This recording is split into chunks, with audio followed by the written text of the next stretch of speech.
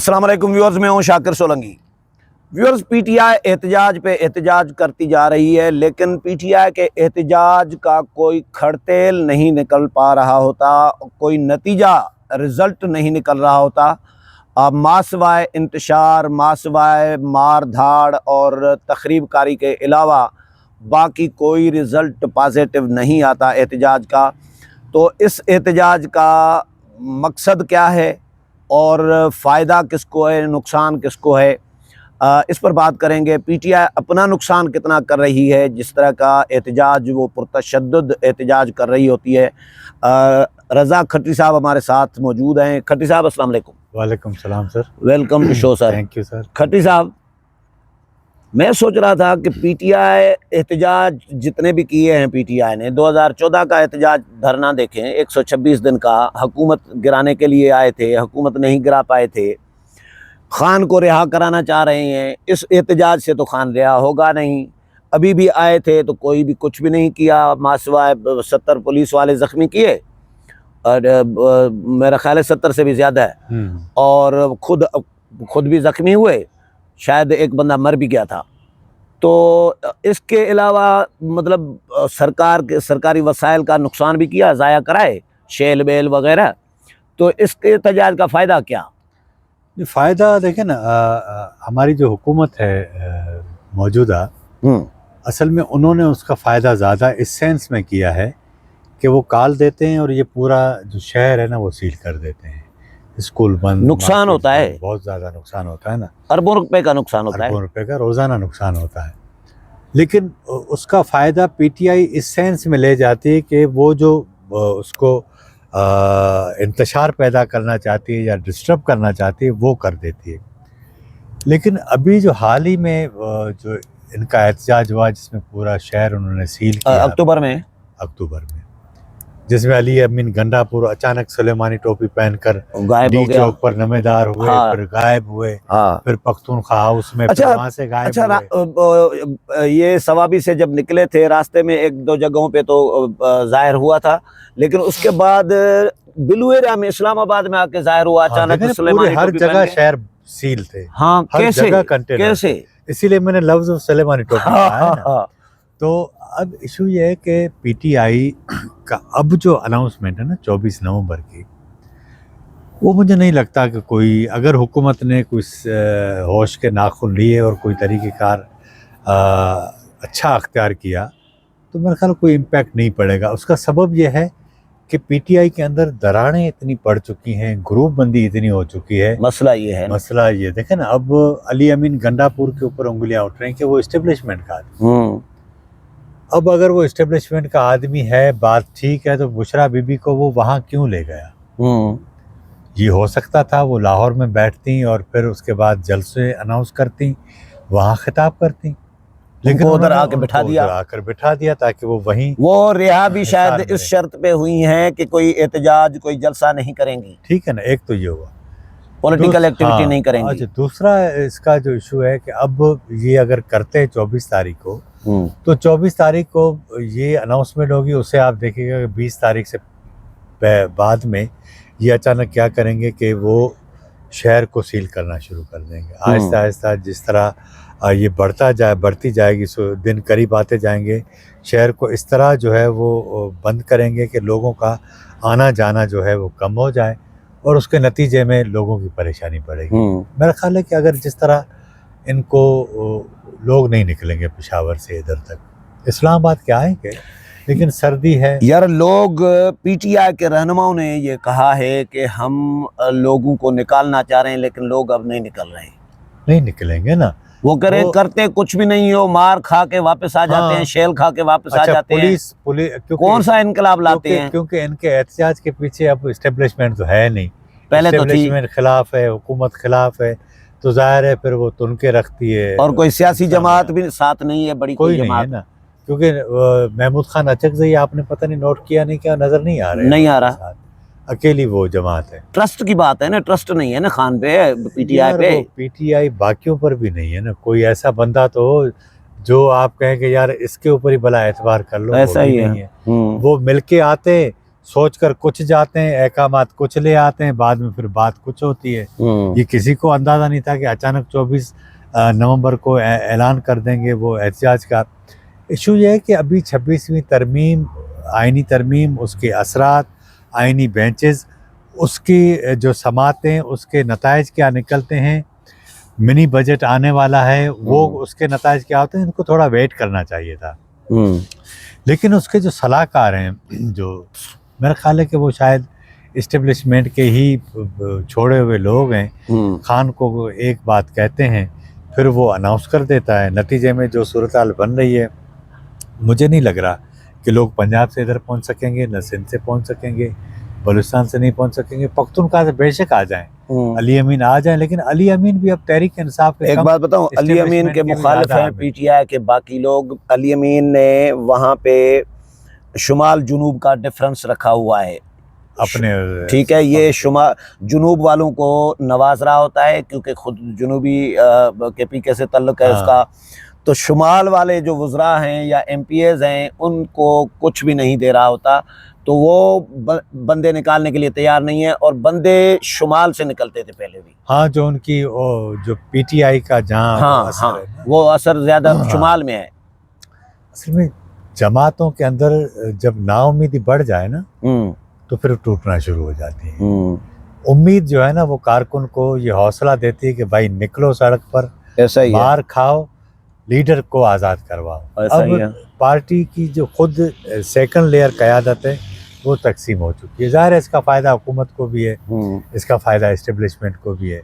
और दूसरी बात ये कि इस्टेब्लिशमेंट के हवाले से, आर्मी चीफ के हवाले से ये जो मुद्दत का तयन हो गया है ना, उसने खुद पीटीआई के बहुत सारे लोगों की हवा निकाल दी है। अब जब हवा निकल जाए तो इस सारी सूरत हाल में मुझे आप बताएं कि कारकुन कैसे निकलेगा। सही बात है, इसको बहुत पैसे चाहिए यार। ऐसा ही है, और पैसे खर्चा भी कोई करने के लिए तैयार नहीं है। कौन करेगा? एक फोन आ जाएगा तो सारे बैठ जाएंगे।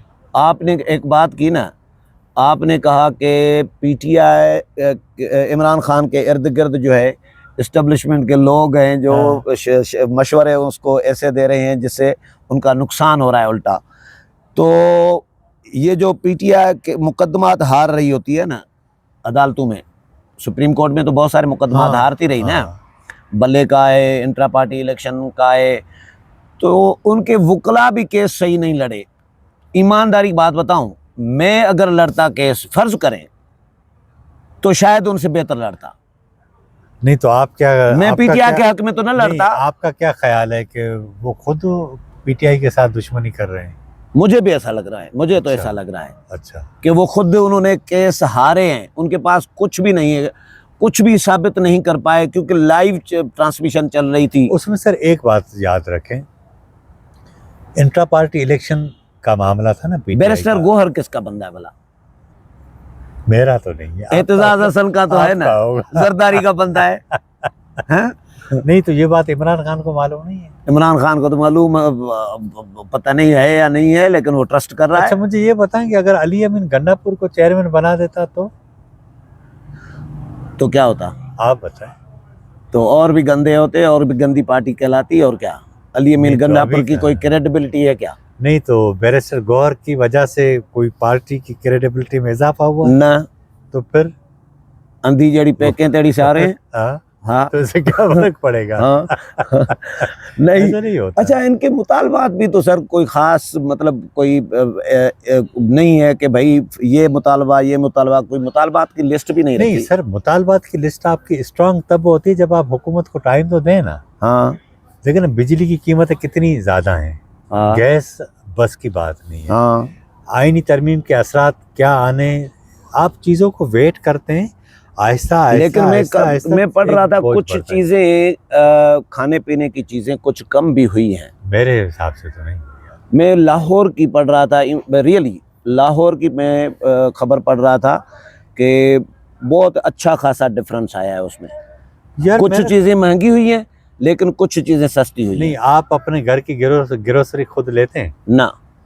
आप तो पैसे दे देते, मैं तो लेता हूँ। मुझे मालूम है ना। हाँ, कि जो 6 माह पहले मैं पैसे देता था बिल, अभी तक वही देता हूँ, उसमें कोई फ़र्क नहीं। 500-600 का फर्क आया होगा। ये कौन सा फर्क? लेकिन बढ़े, तेजी के साथ बढ़ तो नहीं रही ना कीमतें। नहीं, अब आपको अगर कोई ज्यादा ही वकालत इस हुकूमत की करनी है तो नहीं, ठीक है, नहीं, लेकिन आप कर अभी काम देखो, पूरा कर दिया। एक बात बताऊं, देखो सरमायाकारी आना शुरू हो गई है, बाहर से पैसा आना शुरू हो गया है, फॉरेन पॉलिसी, फॉरेन ताल्लुकात कहाँ से आया है? IMF ने नहीं दिए ये तो कर्जा है यार। कर्जा, लेकिन आए ना, सरमायाकारी तो नहीं इन्होंने तो रुकवाने की कोशिश की थी। नहीं, ये मुल्क जाहिर तो हुकूमत- दिवालिया होने से बचाने के लिए ये कर्जा लेना तो जहर का घोंट पीना तो पड़े, ये मजबूरी थी। इस सारी सूरत हाल का जिम्मेदार न आप हैं, न मैं हूँ, न नून लीग है, न पीपल्स पार्टी, वो एस्टेब्लिशमेंट है ना। अब जो उसको दूल्हा बनाकर लाई का थी। जो चल रहा है चाइना के साथ, हाँ, तो वो भी पैसे आने वाले हैं ना, आएंगे ना। नहीं, लेकिन चाइना के इश्यूज सरमायाकारी तो होगी ना। सिक्योरिटी के इश्यूज बहुत हैं।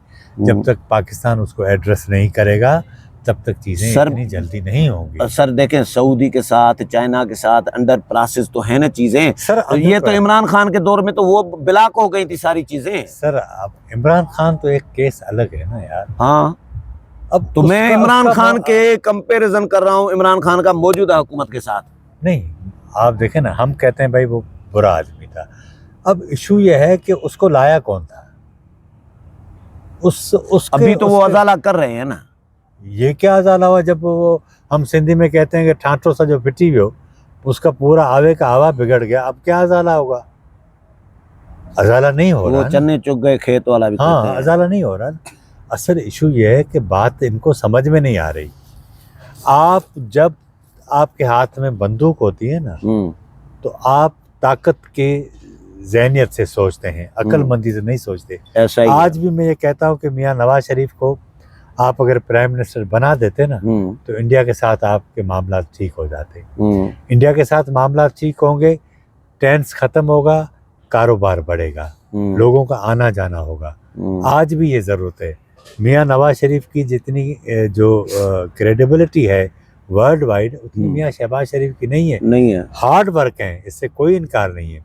सबसे मिलते हैं, इत्यादियों को लेकर चलने का उनको हुनर आता है मियाँ साहब को। लेकिन जाहिर है बड़े मियाँ साहब ने अपनी एक वो पूरी एक चीज़ बनाई है, अपनी क्रेडिबिलिटी। अब वो बाहर बैठे हैं, यहाँ आते हैं, अपनी पार्टी को टाइम नहीं देते। मुझे बताएं, अभी तक वो सिंध गए हैं ना, पख्तूनख्वा गए हैं, पंजाब में निकले हैं, एक दो जलसा किया है पख्तूनख्वा में। ये नहीं होता, ये न होने के बराबर है। आप पावर में हैं, मुकम्मल पंजाब की हुकूमत आपके हाथ में।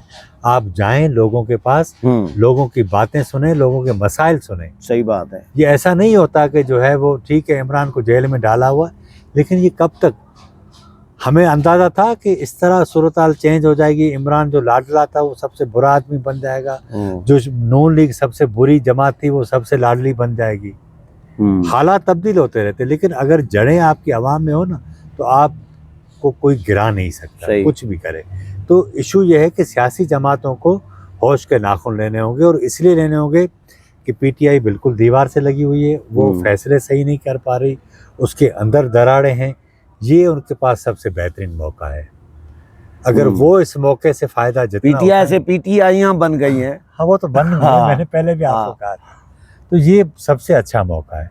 अपने कारकुनों को मोबिलाइज करें, जॉब्स दें, कारोबार के मौके पैदा करें। अब देखें ना, मैं आपको एक छोटी सी बात बताऊं। यहाँ पर आप इधर बैठे हैं, मैं बैठा हूँ। वफाकी हुकूमत में मुझे बताएं, यहाँ से सिंध के लोग आ रहे हैं। हमें आपको कोई काम होता है, हम किससे जाकर बात करें? हाँ, सही हमारे तो कोई सुनता ही नहीं, कोई सुनता नहीं है। अब इशू ये है कि पूरी आपकी काबीना में कोई एक सिंधी वजीर नहीं है यार। नहीं है, सोचने जैसी बात है। ये नून लीग इस तरह करती है। नहीं, तो नहीं करना चाहिए ना। आप कौमी जमात हैं, सही बात, तो कम से कम कोई सिंधी बोलने वाले को रखें। हम जितने भी लोग हैं, या पंजाबी हों, उनको या सिंधी हो, उनको अपनी जबान वाले के साथ बात करने में आसानी होती है, वो समझता है। ऐसा ही है हमारे मसाइल। लेकिन सिंध के जितने भी लोग हैं यहाँ पर मौजूद हैं, या जिन्होंने नाउम्मीद होकर यहाँ आना छोड़ दिया है, उनके लिए कोई रास्ता नहीं कि किसके पास जाएं। दूसरी बात, इतनी सारी जो है वो ये कैबिनेट है, अकलियत का कोई है बंदा वजीर? खियल दास इनका जो बैठा हुआ है, पूरी उम्र नवाज शरीफ, मियाँ शहबाज शरीफ के आगे पीछे चल के, पैसे खर्च करके, मुजाहरे करके, असेंबली में बोल के लेकिन जब चोरी बांटने का वक्त आता है तब उनको कोई सा नहीं मिलता। दर्शन ऐसा ही बैठा है डॉक्टर, ऐसा ही है। कुछ भी नहीं है। तो मैं ये कहता हूँ कि यार अगर आप अकलियत के नुमाइंदे को डाल देंगे कैबिनेट में, चलिए अकलियत की भी नुमाइंदगी होगी, सिंधियों की भी हो जाएगी। सही बात है। और सिंधी आपकी जमात में बहुत, दोनों एक तीर से बशीर मेमन साहब को सेनेटर बनवा के वफाकी कैबिनेट में बिठा देते, सही बात है। मुशीर बना देते, ऐसा ही कुछ है। नहीं हुआ। सही बात है। इशू ये है कि ये होश के नाखून लें। सही। ये तो मुझे अचानक बात करते वो मेरे जहन में आ गया। मैंने कहा यार वो सिंध का जो इशू है वो तो डिस्कस हो। पीपल्स पार्टी ऐवान सदर में सदर साहब बैठे हैं, वहाँ आप जा नहीं सकते। सही बात है। BISP में पीपल्स पार्टी को तो दी गई है, लेकिन वहाँ भी आप नहीं जा सकते। बाकी हम कहाँ जाएं? चलो हम इशू से हट गए, लेकिन इशू ये कि ये अवाम के इशूज हैं। सही बात है। हाँ, तो बाकी रहा ये कि ये PTI के तिलों में तेल नहीं है। तिलों में तेल नहीं है। देखते हैं व्यूअर्स, PTI के पहले वाले एहतजाज तो नाकाम रहे हैं, उनका तो कोई रिज़ल्ट कोई PTI को नहीं मिला। इस एहतजाज से PTI क्या निकालती है इसका भी जब एहतजाज होगा तो देख लेंगे। अगले प्रोग्राम में फिर मुलाकात होगी, तब तक इजाज़त चाहते हैं। अल्लाह हाफिज़।